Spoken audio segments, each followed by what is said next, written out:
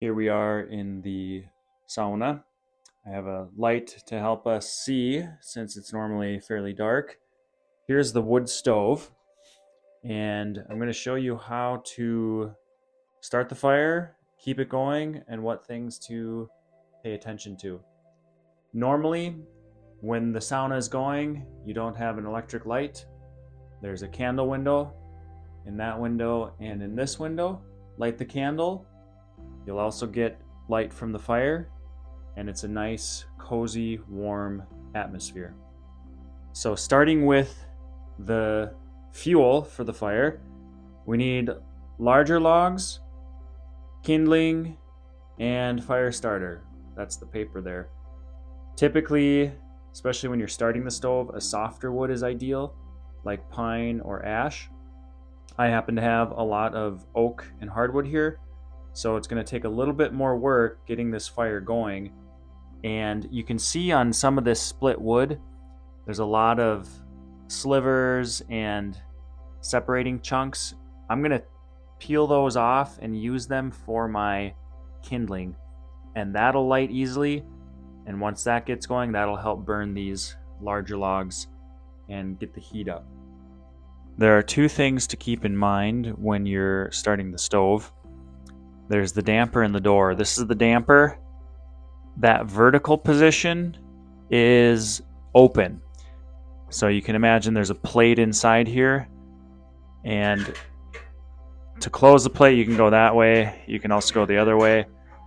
Horizontal is closed. So the open position lets the smoke and draft flow smoothly. And then with the door, this is partially open. You can see the knob on the top here. That's closed. So when you're lighting the fire, obviously you're going to need to start it here. Bring it back to just closed like that, not latched. And that will help the draft keep the fire going hot as well. Oftentimes I'll just leave that open. I'll leave the damper open and let it burn hot. And just keep adding wood over the course of an hour or 2 hours, and that's usually all you need. Of course, when you're finished, you always want to close it up, make sure no sparks get out, and stay safe. Okay, so you should be able to see what I'm doing here in these kind of tight spaces here. I'm going to put a couple larger logs on the bottom and the sides.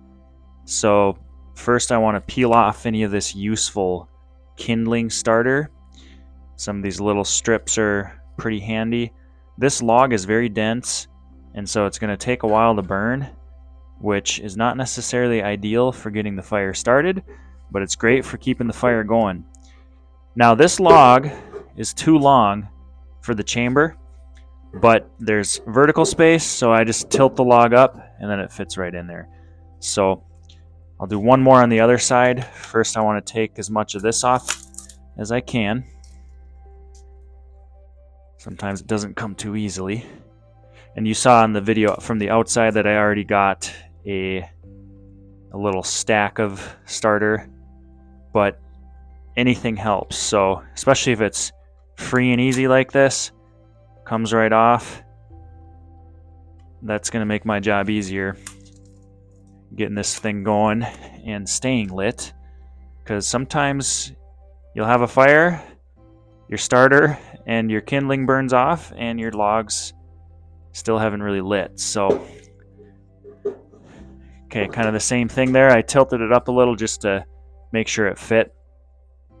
Now I'm going to grab one of my thinner, I guess it's still kind of a log, but I just want to have something to set the starter on. Just get that in there. So I'm going to put a piece of paper, maybe a couple, put one a little deeper in there, and then I'll get one that I can light easily right up front. And then I'm going to stack the kindling on there. So you can already see I got a bundle here. Just going to stack that perpendicular to the logs so it stays on there. And then stack on top of that. And you'll get a sense for what's enough. Usually you want to have something above these that they're going to light. So these slightly thicker pieces I'll put above, and then they'll keep the flame going. Take some of these little bits off. Actually, I'm going to fold it there. And then I got a little bit remaining on my little ledge here. So this final larger piece, hopefully I'm not going to push too much away. Sometimes you got to stack these a couple different times because you end up messing with your pile. And I might have to do that. I can feel that I'm pushing the paper further back in, which is fine. I have more paper, but I need that paper for lighting my kindling bundle here. So like I said, this doesn't always go super smoothly. Sometimes it can be a pain, but if you get the principle right, you'll get it. And it's different lighting a fire made out of pine compared to oak, which this is, because you don't gotta be as careful with the stacking. So I have my lighter, light that baby, and usually after I light it, I'll still have a little bit of paper on reserve just so I can feed it a little bit, but I'll kind of let that go. In the meantime, sometimes I look with my other pieces of wood if I got any other kindling I can stick on there and kind of help feed. Hopefully my paper doesn't fall too much.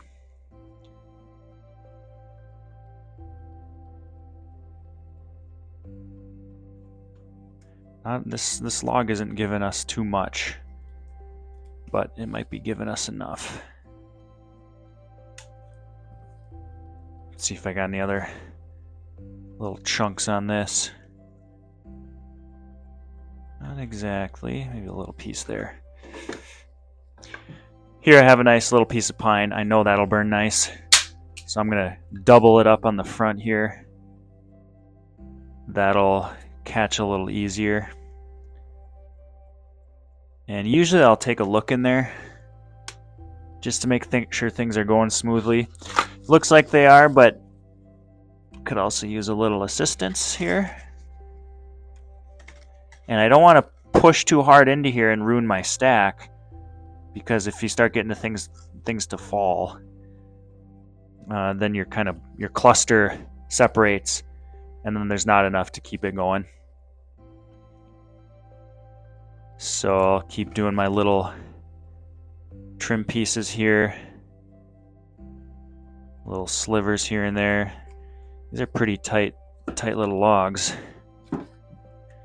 One more big one. This might even be a log this size will fit in sideways, but this is obviously one that either I would have to put in at the very start or wait till there's a coal base, then I can put this in. It'll be a nice burner later on, but I can always also try to go outside and split it. So see if this will stay in there. There we go. Nothing much I can peel off that. Maybe a little here. Stick it on there.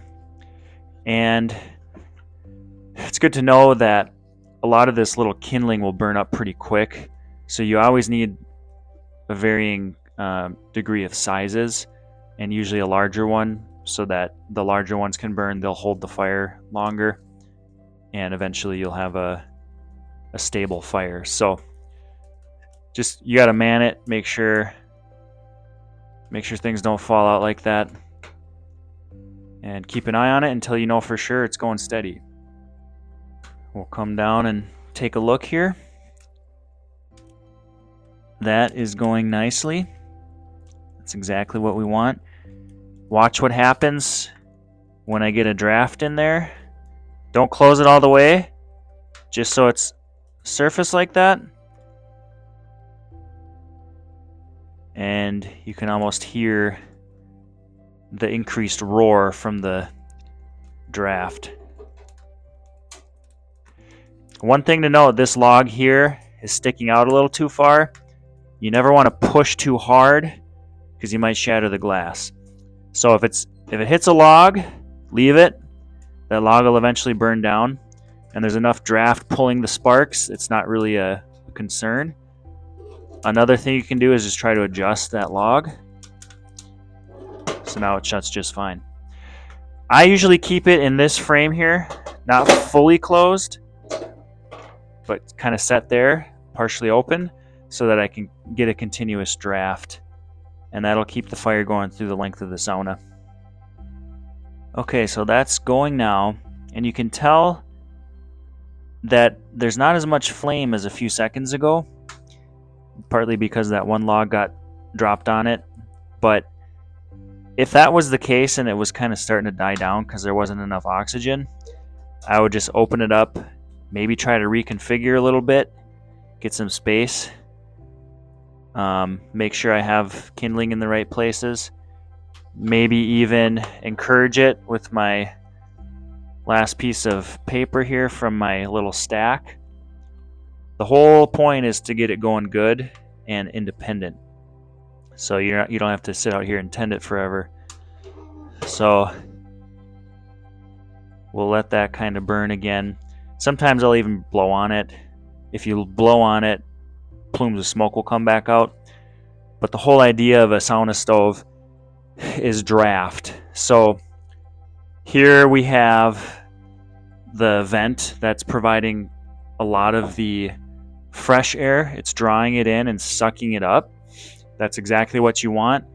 I've typically been fine just leaving it closed like that, because there is draft coming from the door, for example, too. It's sucking it in, getting that fire the oxygen it needs, coming up through the open damper and out through the stack, through the roof. So you always want that continuous airflow, because that's also going to affect how the sauna feels. If you got a good convection, basically like an oven, that hot air is going to rise up and then the air from in the stove is going to go out, but then the air inside is rising also, and then it has nowhere to go. It spreads across the ceiling, and then typically you want to vent higher up towards the ceiling. That's going to also draw that air, so then you get this continuous cycle. I've usually been fine even having that closed. It's usually done good for me with the right sauna temps and everything. But just remember, depending on how cold the day is, you're going to need maybe an hour, maybe an hour and a half to get this up to temp. So every 20, sometimes 15, 20 minutes, depending on what wood you got, you're going to have to come restack it, get that fire going, and just keep it burning hot until you're up to temp. I have a thermometer that's more lower temps, so I know it's just above 40 degrees right now. It will get past 120 and then this thermometer no longer works, in which case I have the oven thermometer up here, and the sweet spot that we want for a nice sauna is between 150 and 200. 200 is pretty hot. That's going to be upper range for most people. Some people will go above maybe 220. I've done 210 in here. That's too hot for me.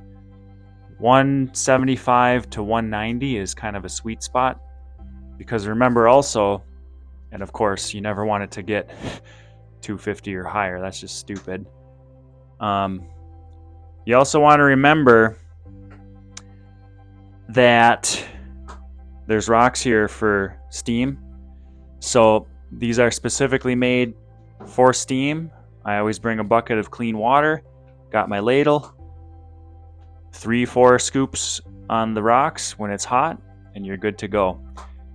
So that's the basic idea: how to start the fire, how to keep the sauna working, temperature limits, and then when you're done, it's important to remember, just close that gate and let the fire die out, because by the time you're done, you're not going to be putting new logs on anyway, because there's no reason to.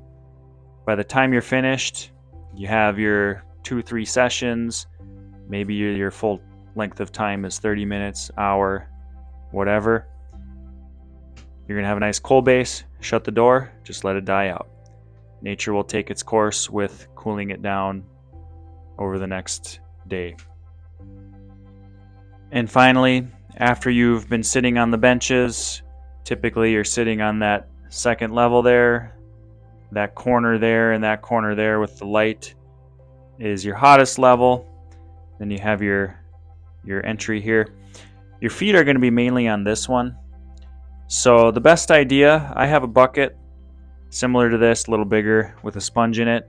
Fill that with warm water, put a little bit of natural soap in there, nothing detergent-y, nothing that's going to release chemicals, and then just give it a nice little wipe down and try to keep it as clean as you can. The nice feature about this sauna is the river rock here.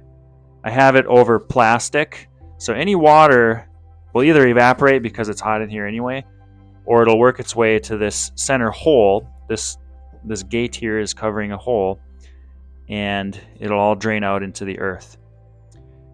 So the nice thing about having a sauna on a natural foundation is you can pour water, you can, in the summer months or the warmer months, you can just hose it down and the water will just leak back into the ground. No need to mop up or anything like that. So the last thing to remember too, after you close out the stove, let it die down, come out here, you got your candles going, and blow them out, and you're good to go. And that's all you need to do to have a nice sauna experience.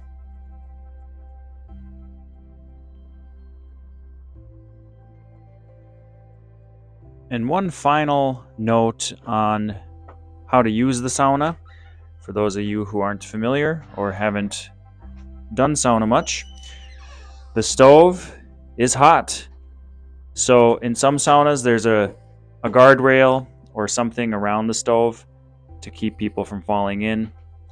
In this case, there isn't one because there isn't room to have a wood railing close enough where it's safe. So when you enter, the door provides the guard against falling in. But once the door is closed, the stove is right there, stove pipe, the guard plate, all that gets hot, 175 degrees to 200. That's hot metal. So just be wise about touching things and making sure you have a good balance stepping down and exiting the sauna. I have never had any problems in this sauna. Nobody's ever grabbed the stove or leaned on it because there's plenty of wood and place to brace yourself and exit and enter safely. On that note, don't forget that necklaces, even glasses, earrings, anything that's metal on your body will probably get too hot to wear. So just be smart about it and take in the scents, take in the sounds, take in the heat, and enjoy your time in the sauna in one of the oldest, most traditional, and healthiest natural baths.